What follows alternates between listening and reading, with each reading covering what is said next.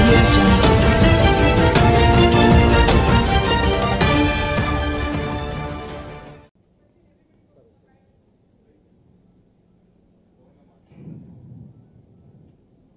అందరికీ నమస్కారం. నేను పుట్టి పెరిగింది ఇక్కడ అండి. నాకు సినిమా తప్ప ఇంకోటి తెలియదు. నాకే కాదు, మా ఫ్యామిలీలో ఇంకెవరికీ తెలియదు.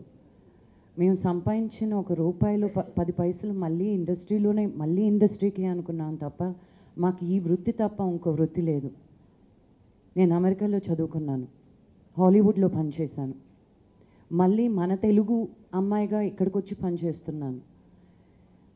ఒక నెల క్రితం మా నాన్నగారు ఫోన్ చేసి వెబ్సైట్లో ఎవరో నా గురించి తప్పుగా రాశారు, ఇమ్మీడియట్గా టేక్ డౌన్ చేయండి అని. ఐ సెడ్, నాన్న ఐ డోంట్ కేర్, రాయనివ్వండి. ఆయనకి నాకు 1 గంట సేపు కొట్టుకున్నాం మేము. మేమిద్దరం కొట్టుకుంటే మామూలుగా ఉండదు.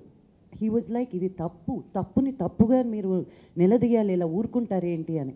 నాన్న ఇది తీస్తే ఇంకొకటి రాస్తారు, ఈరోజు ఒక సెక్యూరిటీ అనేది లేకుండా అయిపోయింది. నేను ఎప్పుడు అంటాను, ఇక్కడ నుండే చాలా ప్రెస్ వాళ్ళు నాకు తెలుసు, చిన్నప్పుడు వాళ్ళ ఒళ్ళో కూర్చొని పెరిగానండి, మీ ఒళ్ళో పెరిగాను నేను ఈరోజు వచ్చి మీ ముందు ఇలాగ తలజించుకొని మాట్లాడాలంటే నాకు కడుపు తరుక్కుపోతుంది. ఎన్నో రోజులు ఊరుకున్నాం మేము. ఒక స్టేజ్కి ఎలా అయిందంటే మేము నమ్మైపోయాం మీరు చెప్పే మాటలకి, మా గురించి క్రియేట్ చేసే గాసిప్కి. మేమే చాలాసార్లు కూర్చున్నప్పుడే నీ గురించి ఇలా రాశారు తెలుసా, నీ గురించి ఇలా రాశారు తెలుసా. ఇది కామెడీ అయిపోయింది, సిగ్గు చేయటం మనకి. మనం చాలా గర్వంగా మా ఊరు, మా దేశం, మా ప్రదేశం అనుకుంటూ చెన్నై వదిలి ఇక్కడికి వచ్చింది ఇలా హ్యూమిలియేట్ అవ్వడానికి కాదు. ఎప్పుడు ఇలా జరగలేదు. ఐ నెవర్, నాకు గుర్తుండి మీరందరూ 30 years ఇండస్ట్రీ, ఇన్ని ఇయర్స్ ఇండస్ట్రీ అంటే నా లైఫ్ అంతా ఇండస్ట్రీని, నేను ఎప్పుడూ చూడలేదు ఇలా జరగడం. న్యూస్ ఛానల్స్ అండ్ వెబ్సైట్స్లో సెన్సేషనలిజంగా రాసి తీరా అక్కడికి వెళ్ళి క్లిక్ చేస్తే అక్కడ ఏం లేదు. అక్కడ మేము లిప్స్టిక్ వేసుకోవడమో, మేము బట్టలు వేసుకోవడమో, మేము ఎక్కడో నడుచుకుంటూ వెళ్ళడమో, just to get those clicks. I know మీరు మా మొహాలు పెట్టుకొని మీరు డబ్బులు సంపాదించుకుంటున్నారని మాకు తెలుసు. బ్రతకండి. మీకు మేము స్పెషల్గా ఇంటర్వ్యూస్ ఇస్తూ ఉన్నాము. ఎవరు వచ్చినా నో అని చెప్పట్లేదు. బ్రతకండి. 100 మంది కాదు, 1000 మంది లక్షల మంది బతుకుతున్నారు మా ఒక్కరి వల్ల. మా గురించి తప్పుగా రాసి కూడా తప్పుగా రాయకండి. మీకేం కావాలో మేము ఎప్పుడూ నో అని చెప్పలేదు. నాకు ఎక్కడో ఒక యాక్సిడెంట్ అయితే ముందు నిలబడ్డాను నేను. ఎవరికో ఒకరికి తప్పున వెళ్తే నేను వెళ్ళి నిలబడ్డాను. వద్దు, ఒక యాక్ట్రెస్గా నేను నా వాయిస్ కానీ ఇంకో 10 మందికి వినిపిస్తుంది అంటే నేను ఉంటాను అక్కడ ఫస్ట్. నాకు నష్టం జరుగుతుందని నేను ఎప్పుడు ఆలోచించను. నిజంగా దాసనారాయణ అంకుల్ ఎక్కడున్నారో ఏంటో ఈరోజు ఈ ప్రెస్ మీట్ జరుగుండదు. ఏ న్యాయం జరగాలో ఆల్రెడీ జరిగిపోయి ఉంటుంది. నేను ప్రెస్ క్లబ్కి కూడా అడగాల్సింది ఏంటంటే, ఎందుకు ఊరుకున్నారండి మీరు?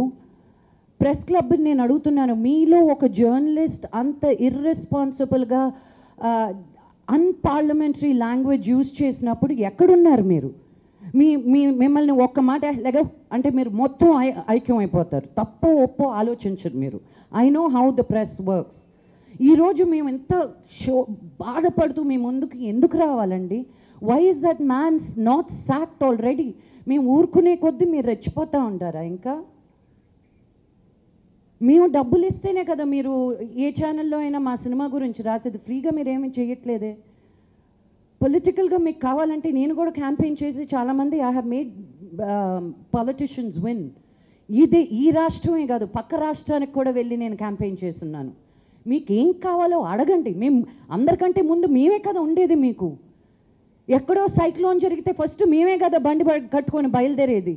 ఎక్కడో ఏదో ఒక వివాదం జరిగితే మేమే కదా ఫస్ట్ ముందుండి కమాన్ క్రికెట్ చేద్దామా, ఇంకోటి చేద్దామా, ఎలాగ రేస్ చేద్దాం, డబ్బులు రేస్ చేద్దామని.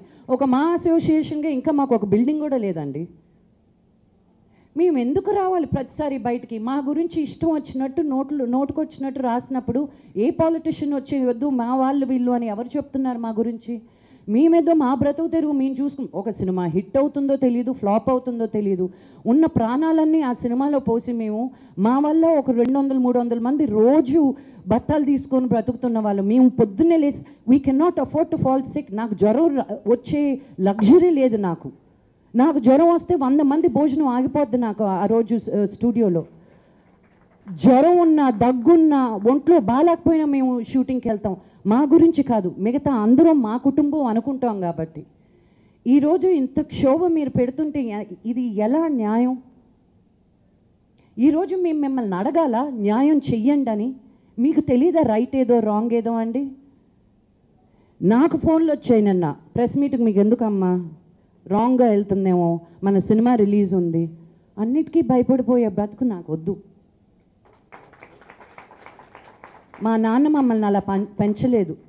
ఆయన ఇప్పుడు అమెరికాలో ఉన్నారు కాబట్టి ఆయన లేరు ఇక్కడ. ఆయన కానీ ఉండుంటే మామూలుగా కడిగి ఉండేవారు కాదు ఒక్కొక్కరిని ఇక్కడ. ఏంటండి వీడియో నచ్చిందా? అయితే ఓ లైక్ వేసుకోండి, లేదంటే ఓ కామెంట్ చేయండి. ఎప్పటికప్పుడు మా వీడియోస్ చూడాలంటే సబ్స్క్రైబ్ చేసుకోండి.